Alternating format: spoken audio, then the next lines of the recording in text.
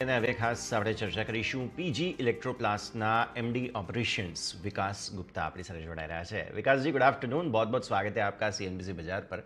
और चर्चा की शुरुआत यहीं से करेंगे। सबसे पहले तो खास आप लैपटॉप को लेकर आजकल बहुत सारी चर्चाएं चल रही हैं। आप अभी फ़िलहाल तो लैपटॉप्स नहीं बना रहे हैं, लेकिन अगर ऑर्डर बुक का आता है आपके पास तो क्या कैपेबिलिटीज़ हैं हमारे पास इनके ऊपर फोकस रखने की सर?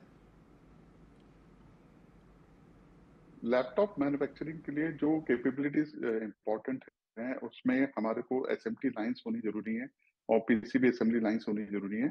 वो हमारे पास ऑलरेडी है। तो लैपटॉप मैन्युफैक्चरिंग के लिए हम कोई मेजर चेंजेस नहीं करने पड़ेंगे हमारे को अपने इंफ्रा में। हम लोग ऑलरेडी पीएलआई स्कीम जो आईटी पीएलआई 2.0 आई है उसमें एप्लीकेशन डाल रहे हैं और हमारा अनुमान है कि हम लोग एक अच्छा बिजनेस इसमें भी जनरेट कर पाएंगे आने वाले समय में। तो जैसे आपने बताया था कि ऑपरेटिंग मार्जिन्स जो हैं वो ऑलमोस्ट 7.5% के करीब लिमिट हो जाएंगे इस फिनेंशियल ईयर, जैसे कि प्रोडक्ट मिक्स है या फिर जो स्प्लिट है हमारे प्रोडक्ट पोर्टफोलियो में, जैसे कि वॉशिंग मशीन हो गया, रूम एसी हो गया, कूलर्स हो गए। तो सबसे ज़्यादा क्या मार्जिन अट्रैक्ट करता है या अक्रेटिव है, इसके बारे में थोड़ा सा बताइए सर। हमारा जो प्रोडक्ट बिजनेस है हम लोग उसको एज अ कंप्लीट ग्रुप देखते हैं। तो कंप्लीट ग्रुप में जो हमारा जो वॉशिंग मशीन है, एयर कंडीशनर्स हैं और एयर कूलर्स है, उन टोटल ग्रुप में प्रोडक्ट बिजनेस में हम लोग जो मार्जिन एक्सपेक्ट कर रहे हैं 7.5 से 8% के करीब मेंटेन कर रहे हैं और वही आगे की गाइडेंस भी हम देना चाहेंगे। तो फिर क्या सर हमें ऐसा मानना चाहिए कि डबल डिजिट मार्जिन्स के ऊपर जो एक लक्ष्य रहता है उसके ऊपर आप मीडियम टर्म के हिसाब से अप्रोच ले पाएंगे या वहां तक पहुंच पाएंगे सर?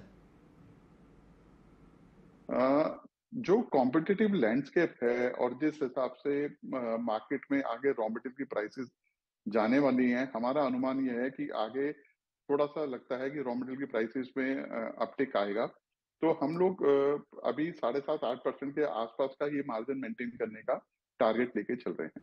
ठीक है सर। अब इसके अलावा जो आपने बात की थी पहले भी कि 2 मिलियन टीवी यूनिट का कैपेसिटी के हिसाब से आप आगे बढ़ रहे हैं, क्या आपको लग रहा है कि ये हम पहुंच पाएंगे? या तो फिर मैं ऐसा पूछ सकता हूं कि यूटिलाइजेशन रेट किस प्रकार के आप एक्सपेक्ट कर रहे हैं FY24 के लिए सर? जो हम लोग नया टीवी का फैक्ट्री लगा रहे हैं जिसमें 2 मिलियन की टीवी की कैपेसिटी हम लोग लगा रहे हैं, वो फैक्ट्री शुरू होगी जनवरी 2024 में। तो जो फाइनेंशियल ईयर FY24 है उसमें ज्यादा बड़ा नंबर नहीं आ पाएगा। बट गोइंग फॉरवर्ड जो FY25 है, हम लोग उसमें कोशिश कर रहे हैं कि 5 लाख टेलीविजन हम लोग बेच पाए FY25 में। तो सर क्या इससे हमें ऐसा अंदाज़ा लगाना चाहिए कि मीडियम टर्म के हिसाब से आपने बताया था जैसे कि 30% ग्रोथ रेट हो जाएगा FY24 को लेकर, तो क्या ये सस्टेनेबल लग रहा है मीडियम टू लॉन्ग टर्म के हिसाब से अगर हम देखने जाएं तो? हाँ, हम लोग कॉन्फिडेंट हैं क्योंकि जो भी प्रोडक्ट कैटेगरीज हम लोग बना रहे हैं, चाहे एयर कंडीशनर्स हैं, चाहे वॉशिंग मशीन हैं और एयर कूलर्स और टेलीविजन, सब जैसे हम शुरू कर रहे हैं दोबारा से, तो हमको लगता है उसमें पेनिट्रेशन लेवल्स इतने लो हैं, इसमें मल्टी ईयर ग्रोथ जो है हम लोग मेंटेन कर सकते हैं 25-30% की आराम से।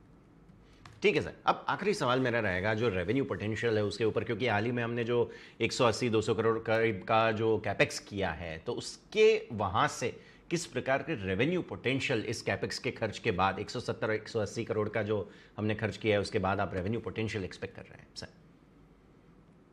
जो हम लोगों ने 170 से 180 करोड़ का कैपेक्स का प्लान दिया है जी। FY24 का, उससे हम लोगों को लगता है कि हम 600 से 700 करोड़ रुपए का रेवेन्यू जनरेट कर पाएंगे गोइंग फॉरवर्ड FY25 और FY26 में। तो जो अभी इस साल का जो कैपेक्स जो भी होगा उसका जो बेनिफिट या उसका जो एसेट का जो स्वेटिंग हम लोग शुरू कर पाएंगे FY25 और FY26 में कर पाएंगे। ठीक है सर, तो इन सारे मुद्दों पर ज़रूर नज़र रखेंगे।